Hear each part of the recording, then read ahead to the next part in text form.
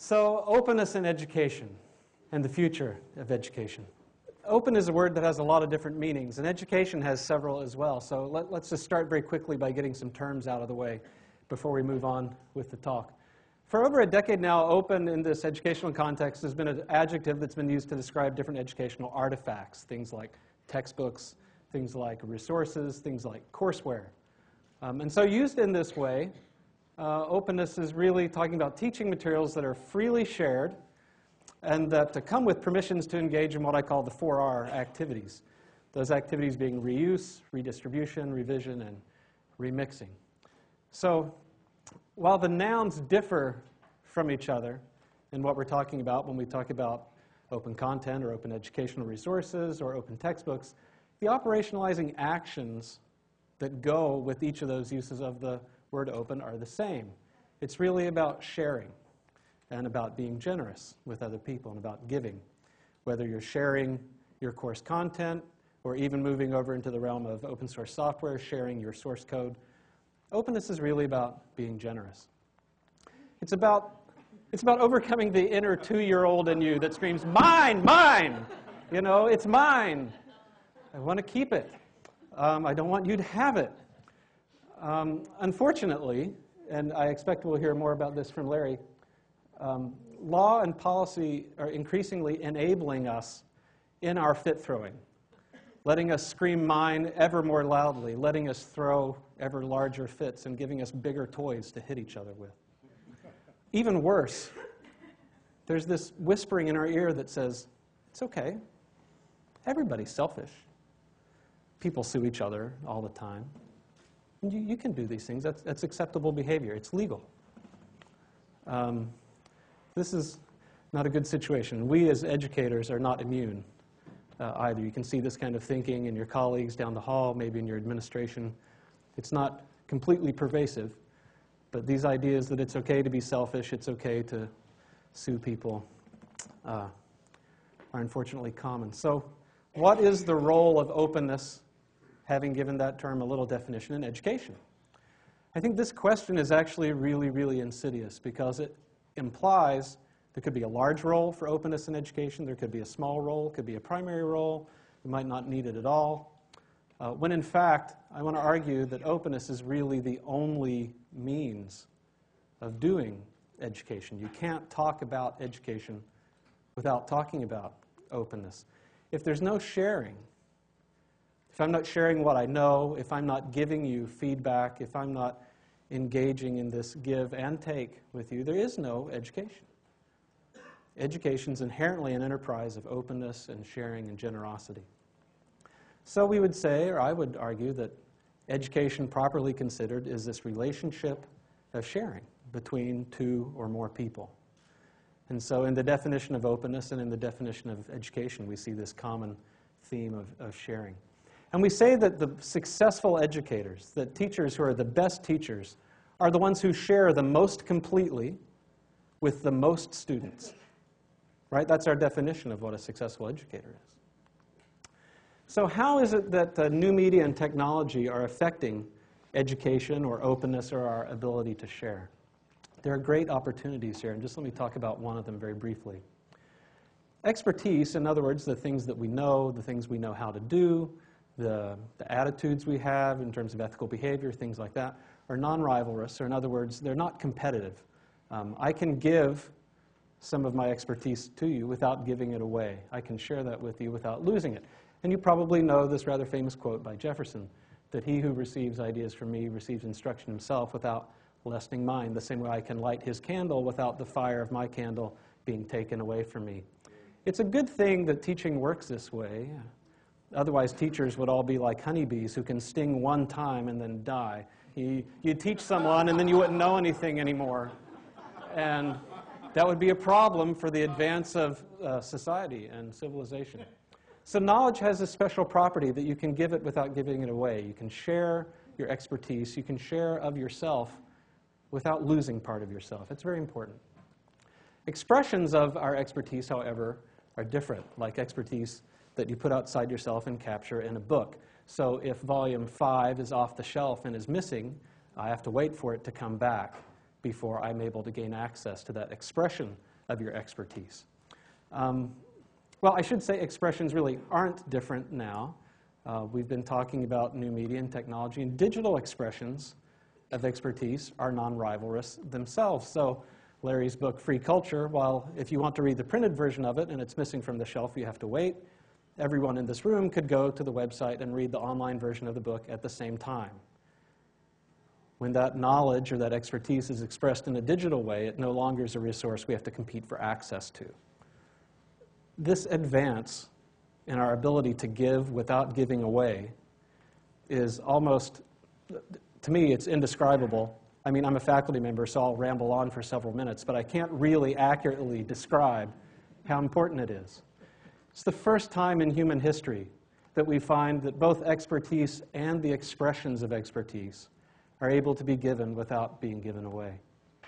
So this gives us a really unprecedented capacity to share at a scale that we've never been able to share before, and we can substitute the word educate in here as well. This technology just gives us an incredible opportunity. Now, I will say parenthetically, although it's been handled very well in the morning session, it'll be handled well the rest of the day, I'm sure. Education involves more than just sharing expressions of expertise, of course. Turns out the internet's pretty good at enabling these social interactions and the other things that we consider being important parts of education. But I do want to focus on this idea of content. Technology, for better or worse, we're talking about these great new capabilities it gives us, but technology never is a one-man show, right? Technology always plays opposite its nemesis on stage, which is policy. So going back to tell a story for a minute, I love the expression web minus 10, was that what you said earlier today? In the 15th century, we saw what is arguably the greatest technological advance ever in the printing press. The difference between the printing press and the internet, of course, is that with the printing press, things went from being very expensive to produce and very slow to produce to being relatively fast and inexpensive to produce in the case of the press. But now we go from being relatively inexpensive and pretty fast to produce to being immediate and basically free. So the difference from before the press to after the press and the difference from before the internet to after the internet are really two large things. But we have the press in the 15th century, but we also have in the 15th century the most draconian restrictions you could ever possibly imagine on the dissemination of information, something that makes a global DMCA look, like my youngest girl would say, a parade of rainbow ponies, right? Okay. Rainbow sparkle ponies, okay? Okay, so Gutenberg's masterwork is a 42-line edition of the Bible, the Vulgate to be more specific, right? It's a Latin Bible. And while the press is showing that we can mass produce Bibles at scale, they're not being produced in the vernacular, in the language that normal people can understand. And there's a great demand for access to the Word of God in English or in Italian or in whatever language you want, but something that you can understand. And now that we know that the press can print these things affordably, why can't I get access to that in a language I can read? So as this technology develops and advances, instead of obliging that demand that actually exists, what happens is that the church instead ramps up productions of what are called indulgences, which are slips of paper you can buy to receive forgiveness of your own sins, or you can buy some extras to get the sins of your loved ones in purgatory forgiven. And they actually push for stricter laws against access to vernacular copies of the Scriptures. This English law from the 15th century, notice it doesn't talk about possessing the Scriptures, just reading the Scriptures in the mother tongue. If you do that, you'll forfeit land, cattle, life, and goods from your heirs forever. I mean, the DMCA seems soft by comparison, right? The first year that this law was in place, 39 people were not only hanged, they were then burned after they were hanged. Okay? So we have this collision happening in the 15th century between this incredibly powerful new information technology, huge demand from the people, and yet these outdated ways of thinking that find themselves reinforced in law in conflict. Now, this collision, of course, resulted in that series of events that we generally refer to as the Reformation, a time of fairly large social upheaval. Unfortunately, our day isn't a very different time. We can tell the same sort of story, even just in the education context. So take a course management system like a Blackboard or a Desire to Learn. This is a technology that is an online technology, the content in which is capable of being shared with everyone in this non-competitive way. But this technology is turned against itself with passwords, with different kinds of restrictions that keep people out, that withhold, that conceal, instead of sharing, being generous, being open, being giving. And not only do they conceal, but they also delete all the contributions that students make at the end of term, right? We like to jokingly say that if Facebook worked like Blackboard, every 15 weeks it would delete all your friends, unsubscribe you from all your groups, delete all your photographs. I mean, that's not a way to build a community of people, right? Okay? So technologies today, well, they have a lot of potential, but they're not being used maybe appropriately.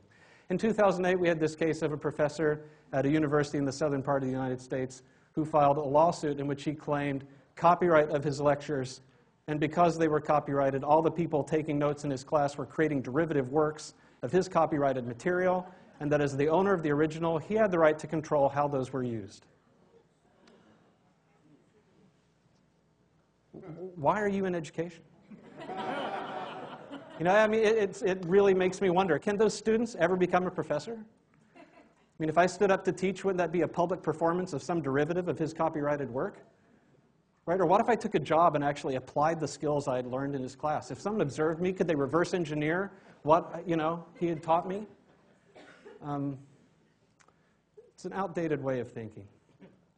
And in terms of demand, again, I mean, I suppose many of you know many of these numbers. We have about 120 million people enrolled worldwide in higher ed institutions right now. And that's expected not to grow up to 150 million, but to grow by 150 million. In the next 25 years. So in other words, we're going to more than double the amount of people who are trying to get access to higher education. My favorite way of summarizing this up is that in India alone, this means 2,400 new universities in the next 25 years. Or in other words, building, hiring, staffing, and opening a brand new university every 2 weeks for the next 25 years. You can't do that, right?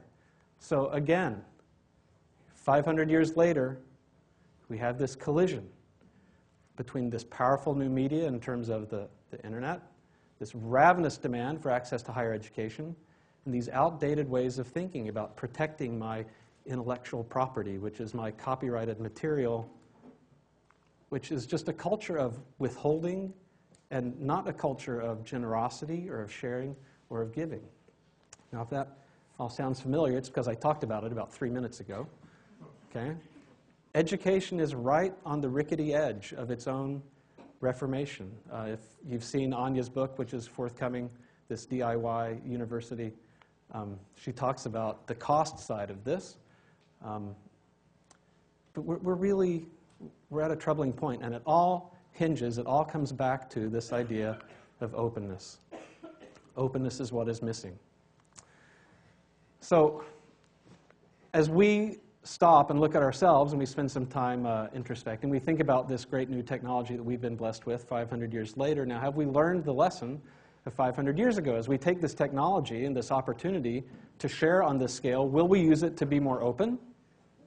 Or will we turn it back against itself and use it to do other things, to keep the status quo, enforce that status quo with policy, maybe with state and federal law? Are we really going to fight this fight again? Or are we going to sort of wake up and understand that we need to be more open? I want to submit to you, actually, that as you think about new media and you think about technology and you think about how those intersect with education, that really the only proper role for technology and education is to increase our capacity to be generous. Okay? Whether that's with giving feedback, whether that's with sharing materials, whether it's with a whole host of things that get away from those kinds of static artifacts and get more into discourse and discussion and argument and debate and conversation and collaboration. You don't just have to give of your resources, you can also give of your time. There's a lot of things that you can give. And to the extent that we do give, and to the extent that we're open, education will be improved. Thank you.